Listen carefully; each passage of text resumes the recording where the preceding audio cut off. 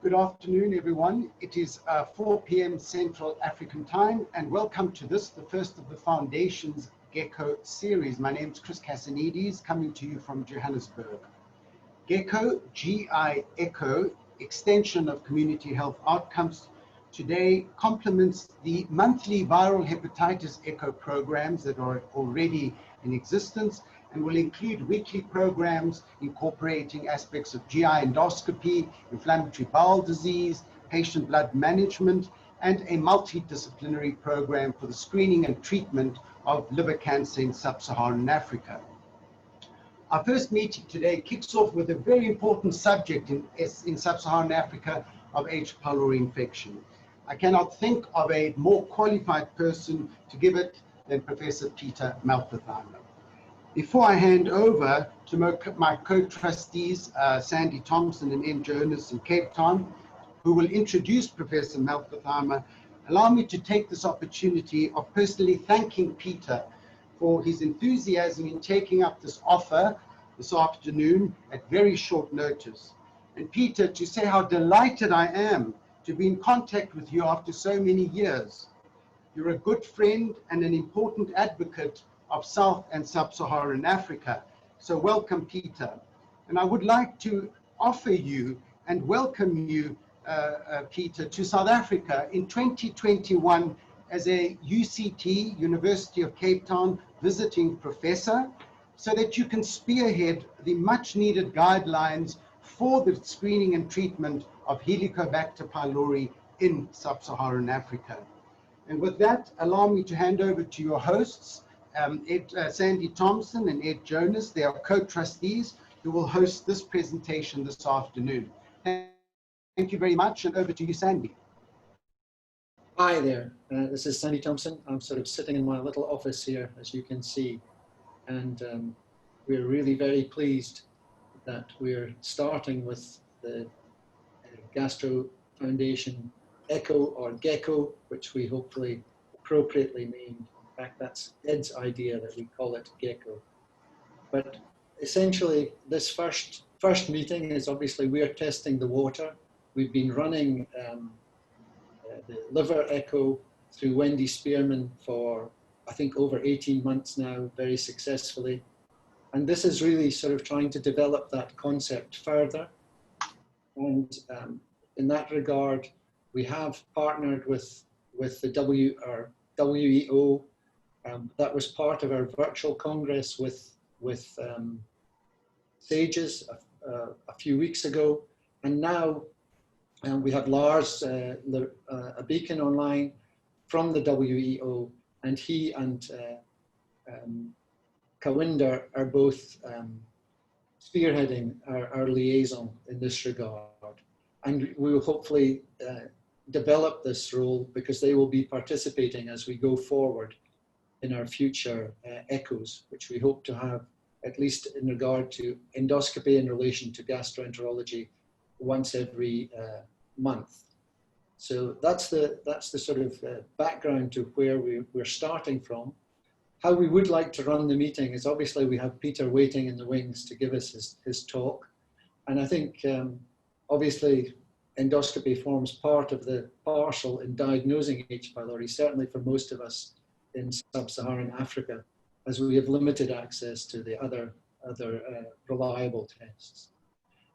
So what we will do is take Peter's talk, we'll have some discussion on it, and Ed and I will man the chat box, and we would be very pleased for you to ask questions through the chat box that we will pose to Peter at the end of his session. But then what we would like to do, again, depending, is to sort of just get some feel for how you see this project going forward, because this project is for you as participants. It's for us to try and provide what you feel would be within that framework, given that it is really to help you to develop gastroenterology through interaction with individuals who have more experience and who may have better resources than you as to how to adapt and cope with your patients and manage your patients in that environment. So we mustn't lose sight of that, despite the fact that this is slightly more of a webinar. Going forward, we hope to gear it more towards your participation. So I'll say no more at this stage, and I'd like to hand you over to Peter Malfertheiner. He's a long-known friend of South Africa, a very good colleague of Professor Solly Marks, and again, I think he's somewhere between Solly and me in age, but I won't disclose what his real age is. He's been a leading light in German gastroenterology and in the European Federation that manages the UEGW week. He's got numerous other accolades, and I used to be involved with chronic pancreatitis, and which is a great interest of his, and he's been a very, I would say, a leading light in formulating guidelines for the management of that condition and the surgical assessment of outcomes in that. And I think he's wearing his former hat. Like many gastroenterologists, he's moved into the microbiome now and is directing research activities in Munich University. So without further ado, I'll hand you over to Peter. He's going to be handling his slides from his side, and if there are any hiccups, we will show the slides from our side. So over to you, Peter. Please feel free to. First of all, Sandy, Chris, all the Gecko team that I just learned, we did a little test to see if we have a good connection from Europe. I would like to send you a warm hello to all my colleagues in the sub-Saharan African region. In fact, I'm very proud that in 1998, I became a honorary member of the South African Society of Gastroenterology. And since then, I'm always waiting the call. And so when Chris called me, please come and give a talk virtually, I said, of course, these are my friends. All you who are doing such a great work in your various countries in this part of Africa. Can you see my first slide? Yes. So let's move to the H. pylori infection, and I have selected some of the more hot issues in the area. Also being informed that, and this is obvious, considering so many infectious diseases that on a short term have a terrible outcome, just to mention now COVID, but many others that you are dealing with in Africa. Helicobacter pylori, although it originated from Africa, it was taken out in the world. It was not a Chinese virus, it was an African bacterium that moved out of Africa and traveled around the world. In fact, by the genomic analysis of the bacteria, we can follow the movement, the transit of the people from the place of origin out of Africa to the rest of the world. Now, I have to move. Can you, opala, I cannot move the slides. Wait a second. Okay. Now the objectives are very short background and epidemiology. And thank you, Chris, for giving me some hints also to the African situation in particular. I will introduce you the new concept, a change in paradigm of gastritis. I will make the indications for H. pylori very easy, because whenever you detect infection and you are in a logistical condition to perform eradication, please do it. And I will give you the reasons for this. I have selected a few scenarios in clinical practice in Europe, but particularly in the other part of the world, in Asia. Gastric cancer prevention is the major hot issue in this field. And then we will finally, for your everyday practice, see what is currently challenging our treatments.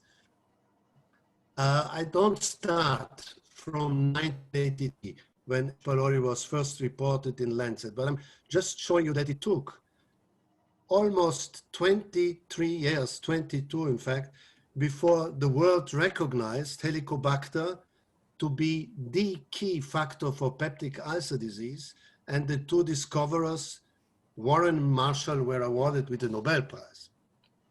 Important that we had since the year 2000 a growing challenge for treatments because antibiotic resistance grow and growth and growth, and so we have to deal with. And while in different parts of the world we have different challenges, where we know about the high incidence of gastric cancer, we move towards a screen and treat strategy. The global prevalence, and you see here, we have data from certain countries in Africa where they have a huge prevalence of the infection, but also in South America and Asia, in some European countries, in others less. But overall, we have 4.4 billion individuals infected. In Africa, in particular, the north, west, east, and southern regions, they all share, or they have in common, an enormous high prevalence. You see, they are from 92 in the north in asymptomatic, down to almost 70 in Zimbabwe in South Africa. What are the challenges that you encounter in Africa? Yes, number one, it is the high prevalence. Number two, it's the high prevalence of the infection and low incidence of gastric cancer, which is since many years defined with a big question mark as the African enigma. And there are many environmental, dietary, genetic factors apparently involved, but the clarification has not yet arrived to the point that we understand. An important aspect is that you have a very high prevalence of parasites, and the co-infection with parasites would kind of make the TH response to Helicobacter to a TH lymphocyte response through parasites a little less pronounced. The other big issue is resistance. And I will be a little critical with resistance because you see here the various countries that have reported different high prevalences of resistance. I also found what is unusual and is certainly, and I'm certainly not making any, professor type claim here, but when I look at amoxicillin, 100%, in the rest of the world, we still go out from knowledge that there is no or minimal amoxicillin resistance, like here in Senegal, 0, in Gambia, 0. So this 100% probably are due to some methodological issues. You see also South Africa, 2.5. So when you, and that's the point I'm making here, when you go to monitor, to surveil your area for the resistance to antibiotics that are usually employed for the in the eradication regimen, you should, of course, carefully select the methodologies. So you have 1 or 2 laboratories specialized. It would be excellent if for this kind of healthcare responsibility, you use such centralized, methodologically highly equipped places. There's a magnitude of data by articles, and again I made this point. The only thing that is not fitting to what we know from the rest of the world is that H. pylori has such a high overall resistance to amoxicillin, whereas all the other aspects are not very different from other parts, even in the western or northern or eastern part of the world. Now, I promise that I make indications very easy, very quick, because we started with the Maastricht guidelines and we looked for causality and therapeutic proven effects of eradication. peptic ulcer disease, malt lymphoma, prevention of gastric cancer, long-term PPI because they would deteriorate gastritis, protection from NSAID or low-dose aspirin. These are indications that if you have an individual patient that is facing one of these diseases, it's obvious that he needs to be tested and treated for Helicobacter. Then we have some therapeutic benefits here in the green boxes. Iron deficiency anemia if you have excluded all other causes, or vitamin B12 deficiency, immunothrombocytopenic purpura. So there are some systemic or lower GI down the stream lesions that are related, indirect lesions, as I said, because the main colonization and infection location is the stomach, because this is the exclusivity of this infection. That it only infects cells, epithelial cells of the stomach. And then there are many other diseases where we have a pro and con, which I'm not detailing now, but we can come back in a moment. Now, what is really new? Since 2015, in an international consensus conference on gastritis, H. pylori gastritis was defined as an infectious disease and also as a specific but one entity of many forms of dyspepsia, but an organic type dyspepsia and not functional. What has it changed? It has changed that in the new international classification of disease, there is a new list of etiologies associated to gastritis from autoimmune, other very rare bacterial infections by reflux driven gastritis, and there is the H. pylori gastritis, an infectious disease. That means whenever you have a detection of Helicobacter, either directly via endoscopy or indirectly, and I come to this in a moment, through a surrogate marker, the breath test, the fecal antigen test, then you have the H. pylori gastritis diagnosis that deserves therapy. There is an algorithm which might at first glance appear too academic, but it is a very practical one. A patient presenting with dyspepsia should always include in the diagnostic workup the detection of presence or absence of Helicobacter, in this specific case by esophagogastroduodenoscopy, when it gets towards the discrimination of functional dyspepsia from H. pylori gastritis as entity of dyspepsia. So first, if you detect, eradicate, if symptoms improve and lead to a sustained relief, and so it's a little academic because you have to wait for 6 to 12 months before you be sure this was an H. pylori associated dyspepsia and not a functional dyspepsia.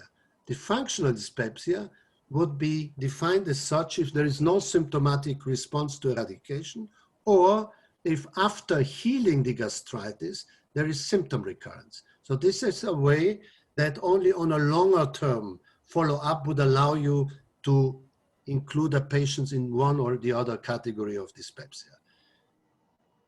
The practical impact, just to make the point once more, H. pylori, irrespective of symptoms or complications, is a indication to treatment. So all infected require therapy, except that you have some people with severe other diseases that require, at the moment you make diagnosis, another priority approach to their management. Now, few clinical scenarios. The most frequent, of course, patient comes with symptoms, with dyspeptic symptoms. This patient, whether he's young or older, makes a difference. If he's young, test and treat. That means use a non-invasive test, and the most cost-effective on a lung, based on current evidence, is the urea breath test. If the patient, however, is aged more than 50, in certain countries more than 55, this is a regional difference that needs to be assessed. History of peptic ulcer disease, family history of malignancy, comorbidities, drugs or alarm symptoms, then this is the patient with his peptic symptoms to go directly to endoscopy.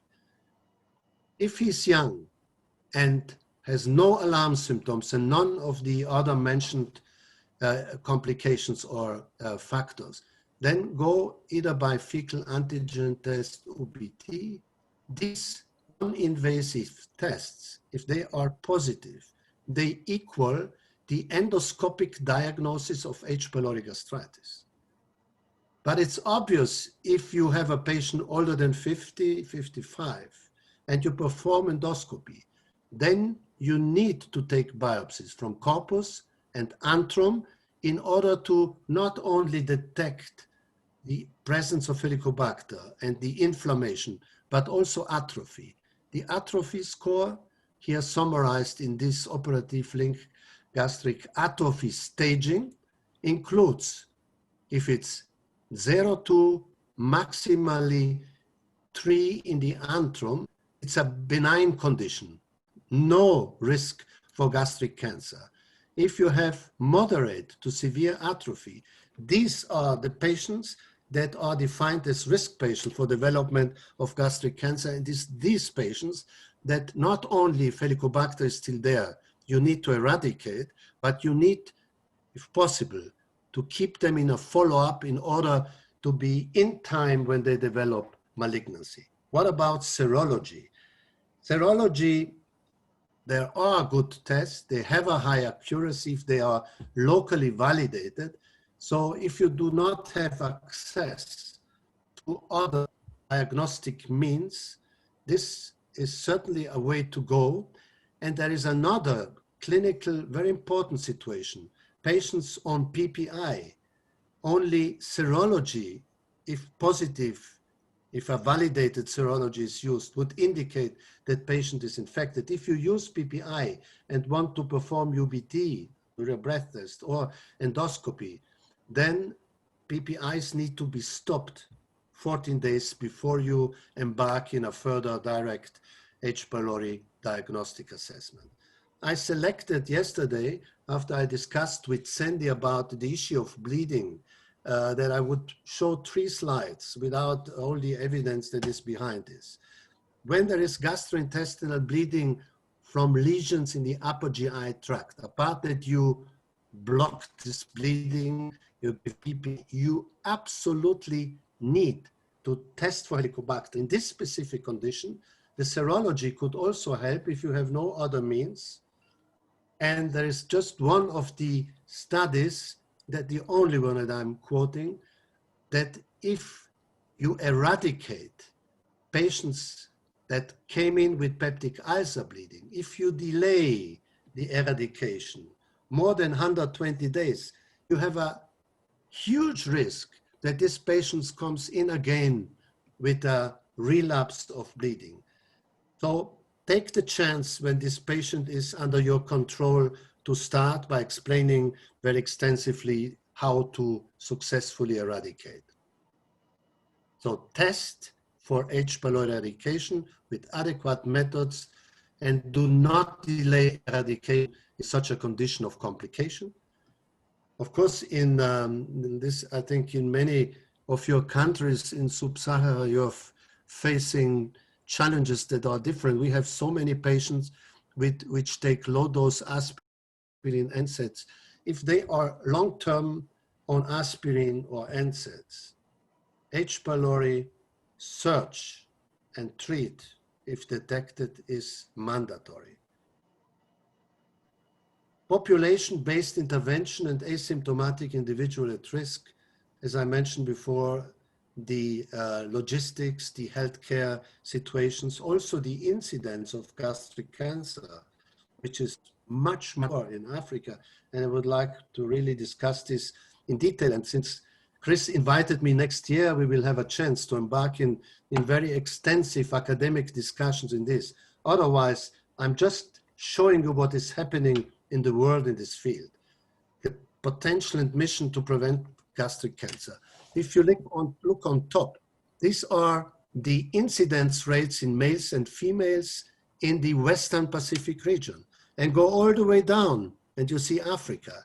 And it's obvious that the challenge of screen and treat is totally different in Asia than in South Africa. It has to do, as I mentioned, or in Africa, in sub-Saharan Africa. Otherwise, if you start from a position of complete neutral approach, then 90% of all gastric cancers, including those in the upper stomach, except at the gastroesophageal junction that are related to Barrett, are related to Helicobacter pylori. And this is the reason why in our last European guidelines, we emphasize the need for prevention. And I show you a few data which are new. One of them is coming from Korea, where they have a very high incidence. And this is something that needs also to be incorporated in your management. If you have a first-degree relative of patient with gastric cancer, then ask the family members to come and offer them eradication therapy. Big risk, and this is the first huge evidence-based study, eradication is superior to placebo, 0.8 following eradication, most of them with already advanced pre-neoplastic changes, in other words, extensive atrophy, as I have shown you in the Olga system, compared to 2.9% of those who had persistent infection. It's a follow-up of 9 years. If the follow-up would be longer, it starts even to be bigger. And when I come to another recent publication I'd like to share is the one from the Veterans Administration in the States. Old age, time of detection, Black African American race in the States, they have a higher risk, Asian risk even higher than the Hispanic or Latino, and smoking. So for you in your clinical setting, patients who are infected and smokers, they have an additional risk. Now, the next things that happen, and then I'm moving back again to the more practical issues, is this study from Taiwan just appeared. They launched in 2004 the first mass eradication. They had this island with an immense prevalence of H. pylori related gastric cancer, and they continue to follow this. They have already published some years ago the protection of their population by eradicating Helicobacter from gastric cancer. And now they have extended the observation and have extended the positive findings. And another point, it is never too late to eradicate. The best example is if, like in this study, there is already early gastric cancer, and if you do not eradicate after the endoscopic removal, within 10 years, you have a much higher risk for those people to develop gastric cancer again. On a practice point, and I have mentioned this already before, the endoscopic histologic surveillance remains mandatory after eradications in patients where you have already detected chronic atrophic gastritis. There is the possibility to screen by pepsinogen. Pepsinogen 1 is the major parameter. If that is low, it's a risk factor, gastrin 17 Helicobacter. Again, just one of the many studies. If you have an H. pylori negative and normal pepsinogen, you are here in group A, no risk for gastric cancer. If you have H. pylori positive and a pepsinogen pathology, you group C, higher risk. But if Helicobacter has disappeared because the mucosa has developed into an atrophic kind of meadow in the stomach, then the risk is highest, group D. So in my country, I promoted in conjunction with colonoscopy for colorectal cancer screening. And I know that it's only possible in certain regions of your countries in Africa, but where it is done, you could consider to perform serology with pepsinogen. So if H. pylori is positive, you confirm with the urea breath that these are asymptomatic people and treat healthy stomach. If everything is negative, you can tell your patient that comes as a voluntary asymptomatic, to the best of our knowledge, you are not at risk to develop something in the upper GI. And there are many other clinical benefits to look for Helicobacter and to treat in case of detection. And I show you just one of these many H. pylori gastric analysis and make one point, and because we have no time to go through all of them. There is a meta-analysis in the meanwhile of 14 studies showing that this is colorectal cancer. This is the German version, for it should be CRC, and the odds ratio is significant. It's not enormous. It was significant in a study performed in my department. But it would be interesting in some parts in Africa to see if there is, depending on certain dietary habits which are different in your huge continent, whether there is certain populations at risk for, this is an enormous field, and again, in your population, this is probably, apart from certain regions, less of an issue. I just jump over the only meta-analysis showing kind of a protection in young people was for asthma, and that's the same what I mentioned in the beginning. When you have a trigger, like in Africa, the parasites that trigger a certain immune response, that is protective. And you may teach me whether asthmatic and other exanthemic diseases of the atopic category are less frequent.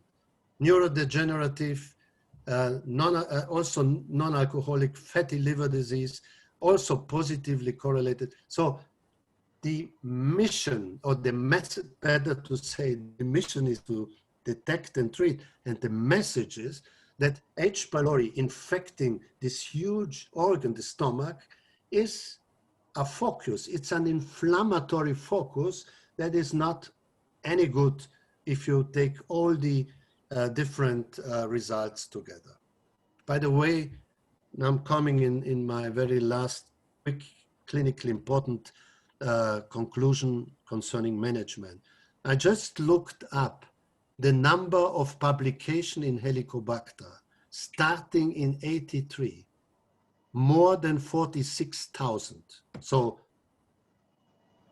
without having your African references, I was lost. So I needed it. But if I look at COVID-17, starting from January, even if it was there already in the end of November, they have 47,000 publications on COVID. Just to give you, I don't want things, wow, 46,000 for Helicobacter, but it's a disease that we are dealing now for 33 years with. Treatment regimens, a quick judgment, standard triple, 14 days, valid therapy, depending on regional resistance. Bismuth containing quadruple is the less affected by any kind of resistance. Sequential therapy, in the Maastricht guidelines, we crossed out, it's too complex, no good. Concomitant therapy, also better for 14 than for 10 days in the meanwhile, is the other possibility that you should think of. Why do we fail in treatment of Helicobacter? Resistance to antibiotics, number one, and clarithromycin is the key antibiotic, most effective as a single antibiotic, but resistance raised up like hell, unfortunately. Consider also the compliance, adherence of patient, and use, in case of failure, high gastric acidity. Here, just to give you an impression, from the 90s up to 2014, in almost all the countries in the world, a rise in clarithromycin resistance. Look here, Africa, here we have a few countries that are with excellent methodology, at least in this huge meta-analysis, in this systematic review. So very high resistance in the northern part, in the central part. We have shown before some data they are less high in South Africa. The question is, should we then test before we treat? No, even if you fail, if you have a non-effective first treatment, you have, if you use a good therapy, and in this case, they used bismuth-based therapy, you don't need to go into the genotypic resistance guided issues. So what I'm making here, the point is use the best available therapy. And I'm summarizing this for you. Low clarithromycin resistance, 14 days, standard triple. High clarithromycin resistance with all the issues. Then first therapy, go bismuth quadruple.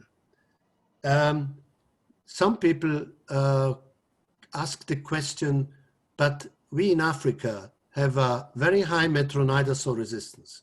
It doesn't matter if you use bismuth, because bismuth acts synergistically and brings those cases that are, and this is also a methodological challenge to do a really good metronidazole resistance test because it has difficult issues included, then here you should not be afraid of metronidazole resistance.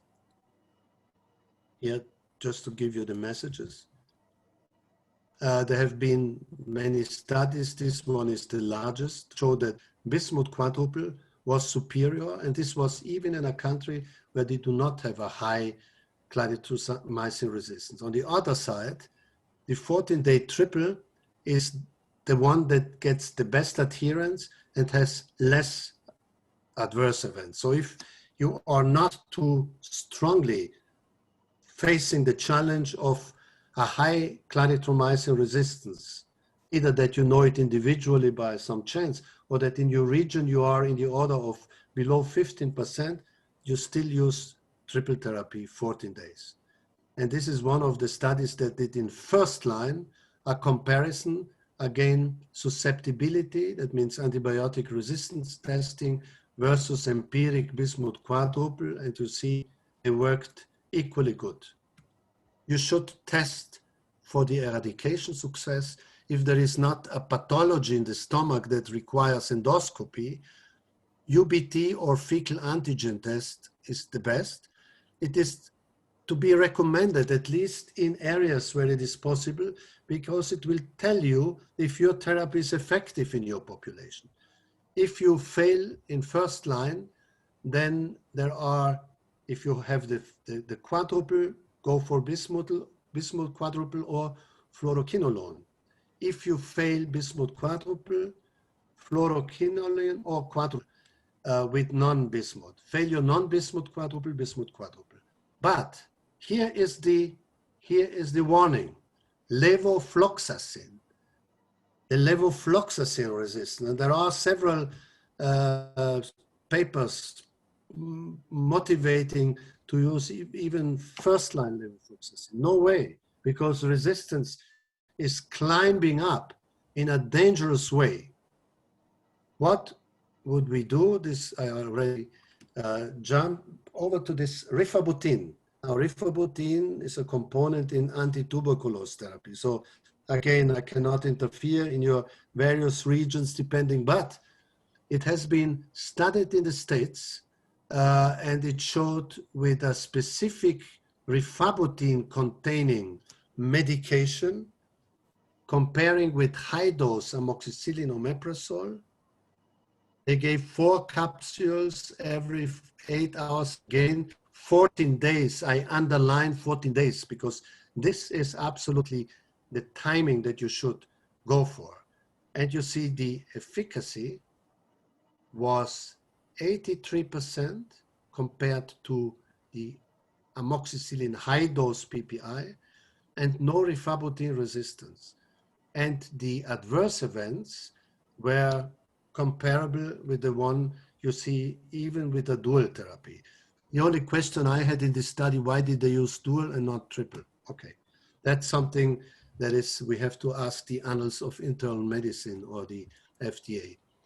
I would conclude The challenge after first-line failures is how to proceed. Whenever you have a chance to get to bismuth in whatever fashion, go for it. Be aware of rising levofloxacin resistance. Rifabutin, there's also rifabutin as a single medication. In that case, you have to use 2 times 150 milligrams. And the issues that we need to respect are what is available and how can we, depending on healthcare logistics systems, do the very best to also take control on H. pylori. The ideal situation is, and to educate our physicians in certain regions to have an antimicrobial stewardship. They will help in optimize prescribing, surveilling, and also give us updates continuously on the most effective therapy. PCABs, not in Europe, not in Africa, in Asia, but PCABs are these stronger acid inhibitors. They are reversible proton pump inhibitors, and you see how they work. 92 in a triple, 98 after failure, and the newest paper published by Suzuki et al. Shows that if you use them because of the stronger acid suppression, you are the best, or the best way to have a very good, even dual therapy in hands, but you and we have to wait until we get available these PCABs in our hands. Let me conclude. Remember, H. pylori gastritis is a diagnosis and is defined as an infectious disease, irrespective of symptoms and of complications. Test and treat. Never forget in a dyspeptic patient to consider Helicobacter. Use the tests. I've proposed you some that you have available. Invite family members of first degree relatives with gastric cancer. Screen and treat. If you have certain regions with a rising incidence of gastric cancer, it will become an issue also in your country. Treatments are available to face the antibiotic resistance. Probiotics on a general use, not necessary. If you have people telling that they are very sensitive to antibiotics, okay, look for a good mixture. There is also Lactobacillus GG, rhamnosus, or Saccharomyces boulardii, but only for selected patients. I hope I did not take too long, but I did, I know. Apologies for this. My great pleasure to share with you some of the aspects in Helicobacter. Thank you so much for listening. Peter, can you please just, yeah, that's very good. Peter, that was a tour de force, and again, we're sort of still sitting with the African enigma to some extent. And there are a few questions before I hand over to Ed to sort of take some more general discussion on the way forward with Gecko as we are going to go again for the first time with another meeting next Thursday. But one of the questions is, and if perhaps Jan van Zyl could unmute, he could ask his question. If you could unmute and show us your, put your video on, Jan, and just ask your question about eradication.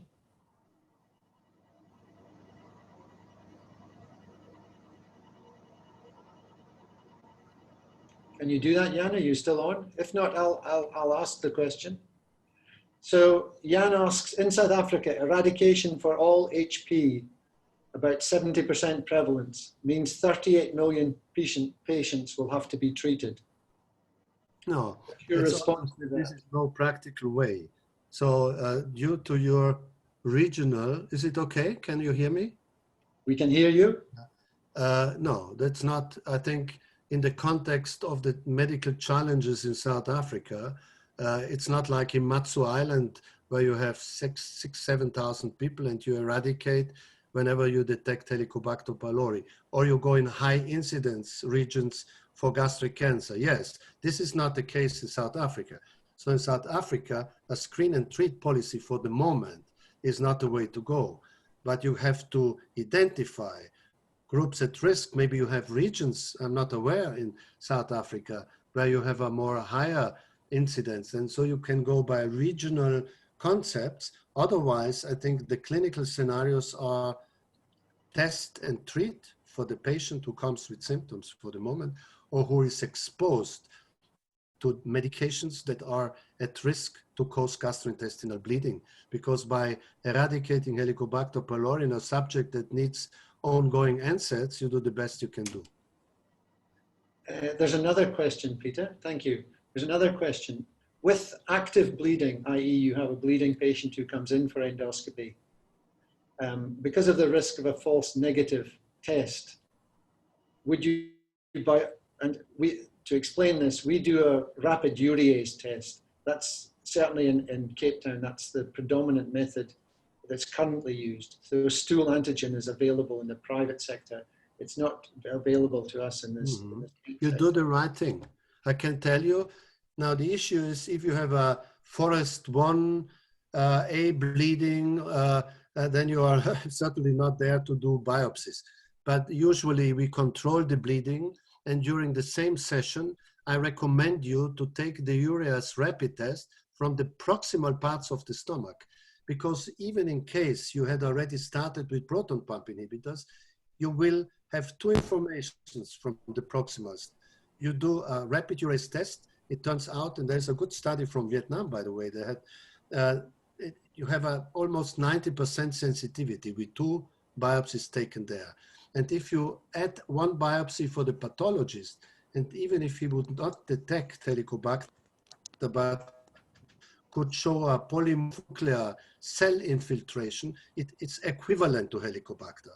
Then you know that this patient requires. On the other side, when I see your prevalence data in infection, in a negative case, I would rather go for eradication, because I saw that in most of your countries you have 90% prevalence. So that in case you are logistically not, or because of the clinical urgency in the position to test, in the case of uncertainty with this high prevalence, I would go for eradication. This is practical, this is not evidence-based, but this is kind of logical, then I'm sure you will share my view in this. Yes. We have some serological data that gives us some more population-based, but it's very sporadic. So most of our information comes from endoscopy units and hospital practice, where we know the prevalence. Very useful, again, very useful. It would appear that it's on the decline to some extent, and it's certainly probably hovering more around 50% than 70% now. But yeah, but what I have to tell, often the direct testing, like rapid urease, people take biopsies from the antrum, and these people may already be on some acid suppressant. Then the antrum biopsy would be erroneously negative. Therefore, if a patient, if you ask if he's on a medication, take biopsies from the proximal parts of the stomach. One question here about gastric atrophy and intestinal metaplasia. I think you did cover it, at least I thought you covered it. But what's the recommended surveillance period for those patients with gastric atrophy? Yeah. There's this study by the MAPS guidelines in endoscopy by Pimentel, Nunes, the Portuguese group, very experienced because they have a high incidence of gastric cancer. And they turned out that if you have either Olgim or Olga of stage 3 or 4, then you should do it in a range from 1 to 3 years, depending on the severity. Thank you very much. I'm going to ask the new, my successor, Mashiko, to unmute and ask her question. She's very interested in the microbiome. And she would like to ask you a question if she's still somewhere around. If you can unmute and put your video on, Mashiko. Thanks, Prof. T. I'm out here. And thanks for the wonderful presentation. I thoroughly enjoyed it. My question is about the African enigma and the role of the microbiome in explaining that in our setting. Mm-hmm. I think this is the most fascinating theory currently, because you have certain microbiota consortia that are more protective and others that are more aggressive, like in the stomach, Fusobacterium now, apart from colon cancers, becomes also a candidate in the absence of Helicobacter and other nitrosating bacteria to bring forward the cancerogenic process. We are in a very beginning, it's just a paper in gut, if you are interested, from again the Asian group that are the most active in this field, from Joseph Sung, just appeared in gut, where they looked at these compositions. But this would be extremely interesting. So I come to South Africa, wherever you are, and we collect samples together, and then we send them for next generation sequence. I think I have to encourage this. One of the issues in the African enigma, apart from microbiota, apart from the parasites that stimulate immune response, was also that the age, the demographic evolution was that the what is currently the age that in Africa is reached. It probably depends again from country to country, right? Can you answer me this? Because I often are asked also outside of this specific webinar here, is the age expectation still 10, 20 years below in Africa for the socially, let's say, underprivileged people? Is it so? I believe so. I mean, I think if I'm correct, and I stand to be corrected from people that are on the call, when HIV/AIDS hit us, I think the expectant age was in the 40s, 50s. Yeah. But I believe now it probably has gone up to about 60 or so, but definitely not as good as in the industrialized countries. But Mashiko, look, this is the reason why you have in anticipation be prepared to see also more gastric cancer in future is one of the reasons. It's the demographic evolution, because the peak also in the Western, and I see here many of you who are in the same risk as we had the risk for gastric cancer above the age of 60. So when you get to the 70s, 80s, now we have the incidence of gastric cancer in those with 70, 80 is high, very high. Therefore, with more older people, more gastric cancer comes up again, while it was on a decline in the epidemiological observation over the last years.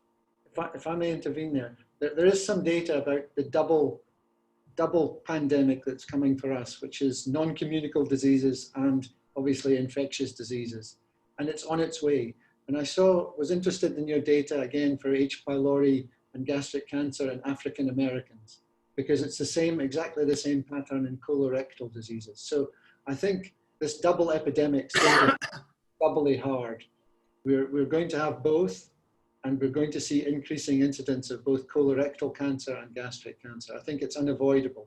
Whether we're ready for it, I think, is another question. We have all these questions have been coming from South African members, but I would like Eli Ogutu from Kenya to unmute and ask his question, or at least one of his questions. And please, Eli, if you could just confine it to one of, he's posed several, but we would like him to pose just one of them to you. And then we'd like to move on just to say a few words about what we're going to do going forward. Eli, if you could unmute and say your question, if that's possible. Yeah, good evening all. Yeah. Hello, Eli. Yeah, good evening, sir. Now, we do see quite a number of cases where H. pylori is negative, and histologically is classical of H. pylori. We don't have serology. Stool is negative. So what would you go for? Would you treat for H. pylori, or would you just wait? I mean, based on which finding? You tell me, what is the finding on which you base your application? You have done gastric biopsy. Yeah. And pathologists report features of H. pylori on histology. Yeah. But you do not directly detect the bacteria, right? Correct. Okay. Would you treat? You have a classical neutrophilic infiltration of the mucosa, which is characteristic and which led, by the way, Warren in in the 1980s, before they came to the first publication, to think that this is an infectious disease. It's because of this. And then he saw this, this bacteria and said, okay, this fits. So if you have that finding with an activity, if it's not just minimal, but if it's a clear activity, yes, go for the eradication therapy. Thank you. So. Thank you very much. At this stage, I'd like to hand over to Ed if he would unmute. And we really do have our audience online, and we would like to hear from particularly those outside South Africa, exactly you know, what their sentiments are about how we should go forward, for want of a better description. Ed. Yeah, first of all, Peter, thank you for a fantastic talk. I think you really set the bar for us to try to live up with our future meetings. And also thank you for everybody joining. The format of the whole ECHO platform is that we acknowledge all the participants in the meeting as well, that we didn't really plan to do today as an inaugurational meeting, but we definitely will do that in the meetings to follow. This whole platform that we are working with, although it's been available for quite a while, has been forced upon us with the whole COVID pandemic. And I really think it's sort of opened a whole new world for us to be able to communicate and interact professionally in the way that we do. Importantly, although this has been facilitated by the Gastro Foundation and GASA, this is really a meeting where we want to look for professional interaction and participation from different countries and contributions coming from different countries as well. The whole idea is that it's going to be focused on sort of gastrointestinal problems, and obviously also a big part endoscopy that is part of our profession. The challenge we face in sub-Saharan Africa is that there's a very big variety, sort of variation in the access that we have got to different modalities, not only between countries, but also within countries, including South Africa. And I think we can really learn a lot from one another on how we solve these unique problems. As I said, there's going to be a lot of interaction in the future, and there will be a format for these meetings. But very importantly, we would like to have feedback from all of you in terms of what you expect from these meetings, how we can improve it. It's also in terms of the time that we've scheduled this meeting. We cover 3 time zones in sub-Saharan Africa. We've sort of chosen one that we thought was a little bit in the middle. It may be that doing it a little bit later would work better. So we're not going to have time for online or for sort of real-time feedback today. But please, there will be a form going out to the participants today. So just comment on that, and really, I think this should be seen as everybody's meeting, that we improve it together, and we really create a format that works very well for all of us, and also sort of taking into account the unique problems that we face in sub-Saharan Africa. That's about all I wanted to say. I don't know if Chris just wants to finish with another just concluding. Can I interrupt before, Chris? I just wondered if Lars wants to say something, because obviously we had a very successful meeting with the WEO. In fact, one of the talks that we showed at the SAGES virtual was from him, from the Brazil, from the South American meeting. And again, sort of, we do feel that it's good to give a sort of very experienced international individuals. They add to the attraction of the meeting. So it is designed for to uplift the standards of gastroenterology and endoscopy. Lars, would you just like to say a few words before we hand back to Chris? Hey, Lars. Yeah, hi there. So thanks for inviting me to this inaugural session. I liked it a lot. And thanks also to my very good friend, Peter, who I met, I think, last in the last UG week.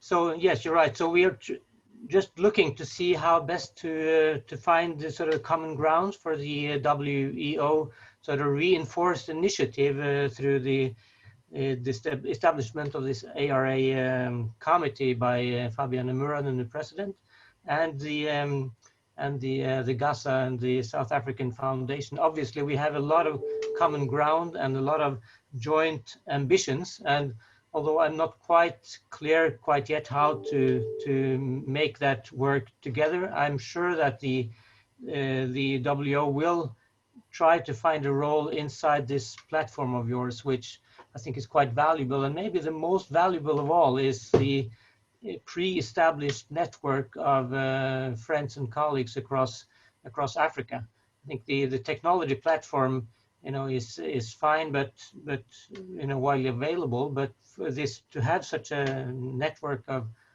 sort of connections across Africa, I think is hugely important, and exactly the platform we want to have as a communication framework.